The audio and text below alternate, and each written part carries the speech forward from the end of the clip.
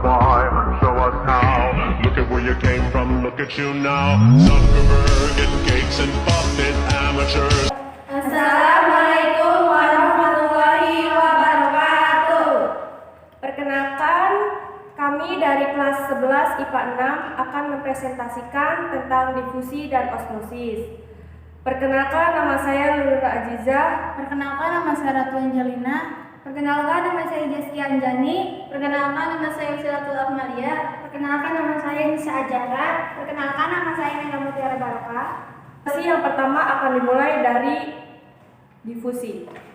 Difusi merupakan pergerakan atau perpindahan partikel ataupun molekul suatu zat, yaitu padat, gas, dan cair, dari tempat yang berkonsentrasi rendah, baik melewati membran ataupun tidak. Difusi termasuk proses transportasi pasif karena tidak memerlukan energi. Energi untuk proses difusi berasal dari gerak acak partikel ataupun molekul yang berdifusi. Syarat suatu partikel atau molekul dapat melewati membran sel dengan cara difusi adalah: 1. Partikel atau molekul tersebut merupakan partikel ataupun molekul yang sederhana. Yang kedua, berukuran kecil. Yang ketiga, dasar larut dalam air ataupun lemak. Transportasi zat dengan proses difusi berjalan lambat. Adanya pori-pori pada membran meningkatkan proses difusi. Membran sel tersusun atas dua lapis lemak yang merupakan penghalang bagi antara lain molekul-molekul besar seperti asam amino dan asam lemak, serta ion-ion molekul-molekul tersebut. Seringkali melewati membran dengan cara difusi yang dibantu oleh protein membran khusus. Proses difusi itu dinamakan difusi fasilitatif. Ada dua macam protein yang berperan dalam difusi fasilitatif, yaitu protein kanal dan protein pembawa. Contoh difusi fasilitatif adalah difusi ADP, adenosine diphosphate, ke dalam, dan difusi ATP, adenosine triphosphate, keluar dari mitokondria atau transport glukosa dalam sel-sel darah merah. Contoh difusi dalam kehidupan sehari-hari: 1. Parfum disemprotkan ke salah satu bagian ruangan, namun segera menyebar sehingga dapat menciumnya di mana-mana. 2. Saat memasuk garam ke dalam air, garam larut dan ia bergerak hingga terdistribusi merata. 3. Setelah menyalakan sebatang rokok, asap menyebar ke seluruh bagian ruangan. 4. Air berdifusi menjadi mie masak, membuatnya lebih besar dan lebih lembut. 5. Gelembung karbon dioksida berdifusi dari soda yang terbuka menjadikannya rata. Selanjutnya akan menjelaskan tentang osmosis. Osmosis itu berasal dari kata os yang berarti lubang dan movia yang berarti berpindah. Osmosis adalah perpindahan molekul pelarut melalui selaput sepermeable dari bagian yang lebih encer ke bagian yang lebih pekat, atau dari bagian konsentrasi pelarut rendah ke konsentrasi pelarut tinggi.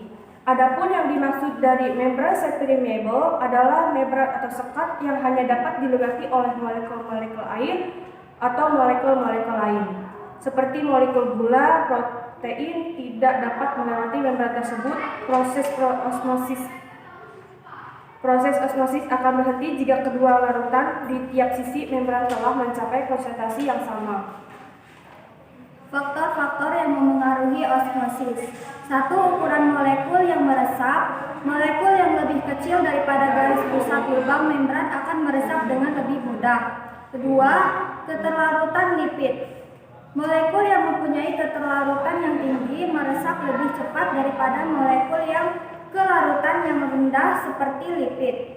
3. Luas permukaan membran.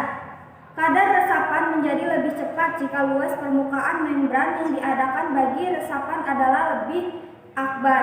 4. Ketebalan membran. Kadar resapan suatu molekul berkabar songsam dan jarak yang wajib dilaluinya. 5. Suhu. Pergerakan molekul dipengaruhi oleh suhu. Kadar resapan menjadi lebih cepat pada suhu yang tinggi dibandingkan dengan suhu yang rendah. Beberapa contoh osmosis yang terjadi di dalam tubuh dan kehidupan sekitar yaitu sebagai berikut. 1. Ikan yang ada di perairan laut harus menyesuaikan diri karena air yang ada di sana memiliki kadar garam yang tinggi. 2. Kandungan garam dan mineral yang ada pada air akan ditransfer melalui proses osmosis. 3. Berbeda dengan ikan yang tinggal di air laut, ikan air tawar mampu menjaga keseimbangan cairan pada tubuhnya melalui proses osmosis. 4. Kismis di dalam air. 5. Tanaman menyerap air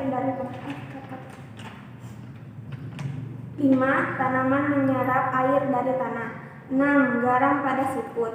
7. Kentang dalam larutan gula. 8. Sel darah merah ditempatkan di air tawar. 9. Ikan menyerap air melalui kulit dan insangnya.